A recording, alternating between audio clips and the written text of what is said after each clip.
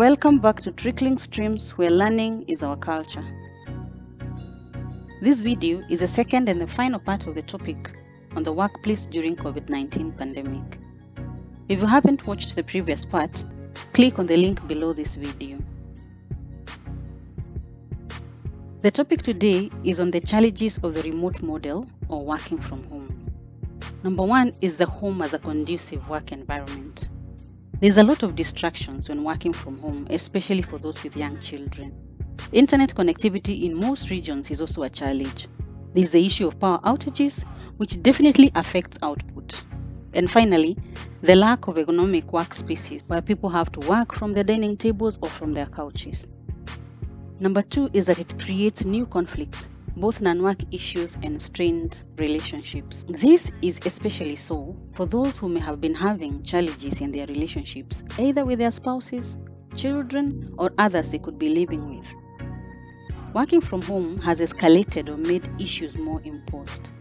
Since I'm a very optimistic person, I would also want to add that this model may have created an opportunity to heal some of those relationships.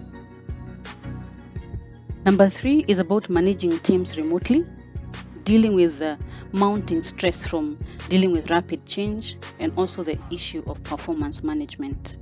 Managing teams remotely may have come as a new concept for most businesses, especially the fact that conventionally, physical presence means that work is happening.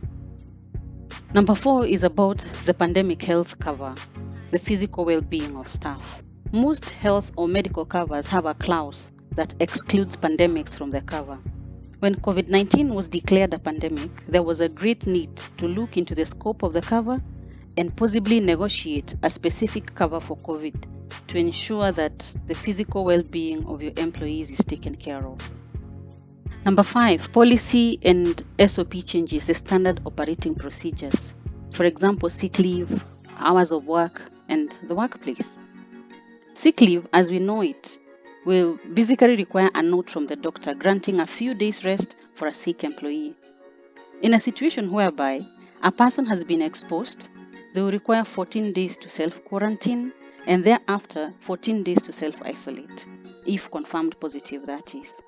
How does your sick leave policy take care of this? Number six is about bringing the total person to work, the emotional well-being of a person. It's assumed that the change of environment, when people move from their homes to the office, provides an opportunity to focus and to concentrate. When an employee has all the distractions we have spoken about surrounding them, it becomes hard to bring their totality to work, speaking to the emotional well-being of that person. So what are the lessons we have learned so far during this pandemic? Number one is that the workplace and the workforce has evolved. That work is a space, not a place. The workplace is no longer an office, but the hundreds of people's homes that are out there. Number two is about employee performance. That we are measuring outcomes, deliverables, and no longer measuring activities. It's about the outcomes of the short and mid-term goals set by the employees and their supervisors. Number three is about flexibility, the power of trust, that you're counting the hearts that are with you and not the heads. The employees are no longer showing up in a place, so we have to count the commitment that is in the hearts of the employees towards the business.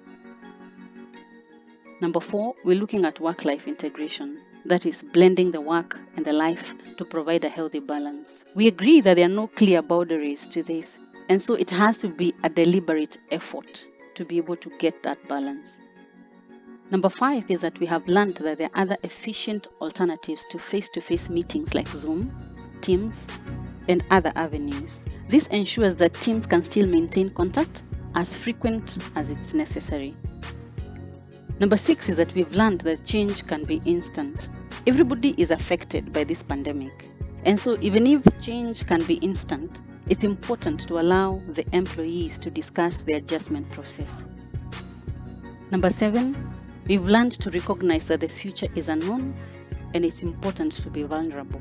Sometimes as a business, leaders may have the pressure to provide solutions always, but we have learned it's okay to be open and vulnerable For example, say we do not know what our next steps are, but we're taking a day at a time.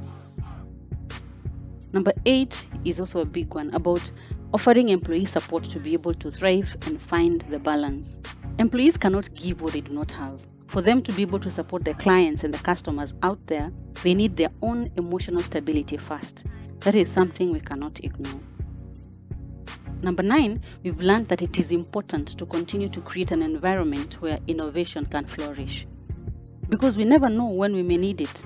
Before this pandemic, the organizations or the businesses that were already digitally enabled may have struggled less than those that were not. Number 10 is about the need for a business continuity plan. Does your business have a plan that will ensure continuity of operations in case of a disruption? We have learned that BCP is a must to have for any business.